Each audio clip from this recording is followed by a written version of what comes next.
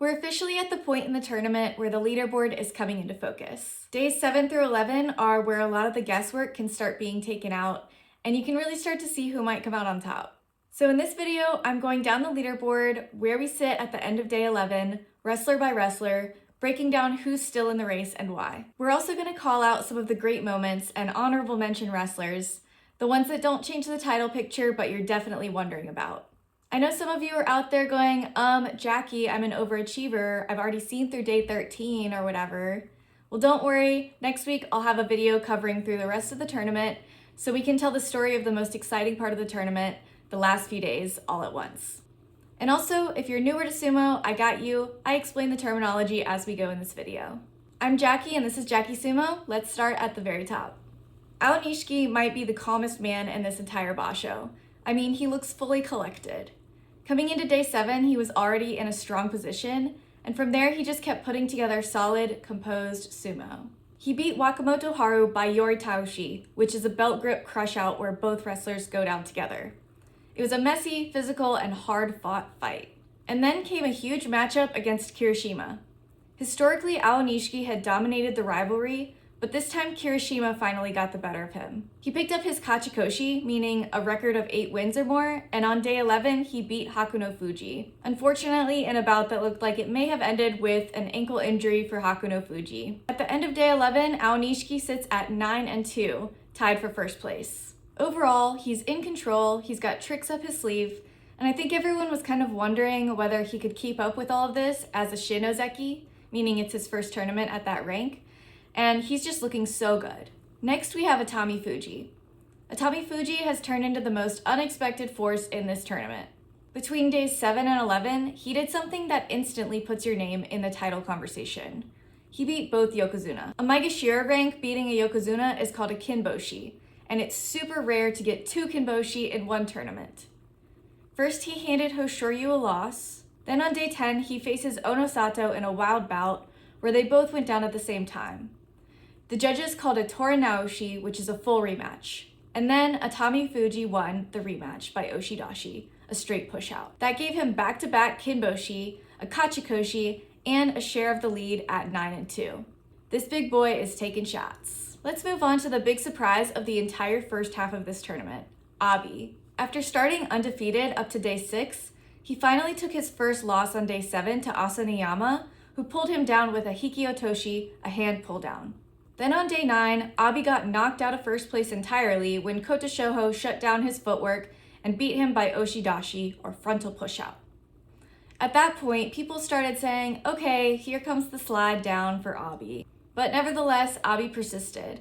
On day 10, he secured his kachikoshi by slipping Oshoumi down at the edge with a tsukiotoshi, a thrust down. By the end of day 11, Abi had climbed right back up to 9-2, tied for first place. Moving on to our one-off-the-pace wrestlers, Hoseryu's tournament has been dramatic from every angle, par for the course for Hoseryu. On day 7, he faced Hakunofuji in a controversial bout where they appeared to go down together.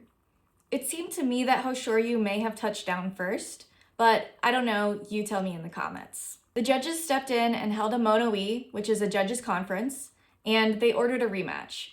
Hoseryu came back visibly bleeding and did win the second bout by Yori Taoshi, a frontal crush out. Then days 8 and 9 were brutal. Daishu shocked him with a kinboshi, and as we mentioned, Atamifuji handed him another one, pushing Hoseryu off the lead. On day 11 though, we finally saw classic Hoseryu again. At the edge, he stayed calm while Takayasu slipped forward, and Hoseryu used a totari, an armbar throw, to secure his kachikoshi. He's now 8-3. Kirishima's basho is all about timing. On day 7, he earned his 300th career win in the top division with an incredible uwatanage, an overarm throw, against Yoshinofuji. By day 8, he was right at the top of the leaderboard, the sole leader. Then on day 10, Kotozakura pushed him to the edge and walked him out by Yorikiri, a belt force out. That knocked him off the sole first place and back into the chase pack. On day 11, he lost to Onosato, and he finishes day 11 at an 8-3 record. Let's talk about Asanoyama, because as I mentioned in my last video, lots of people have their eyes on him. He's a former Ozeki, He went on suspension during COVID for breaking the no going out rules, and he faced injuries that prevented him from remaining in the top division, but now he's finally back. Asanoyama beat Abi on day 7, handing him his first loss, and continued stacking wins through the middle of the tournament. On day 11, he officially secured his Kachikoshi, a winning record for this tournament. This is his first winning record in the top division in nearly 2 years. He's now 8-3, and it's clear that Asanoyama is legitimately competitive again. Let's talk about the Yokozuna Onosato. A lot was up in the air for him since he had pulled out of the last tournament due to a shoulder dislocation. In the beginning of this tournament, he was looking really good, and a lot of people put those worries to the side. His day 11 win over Kirishima by Yorikiri was a great example of that.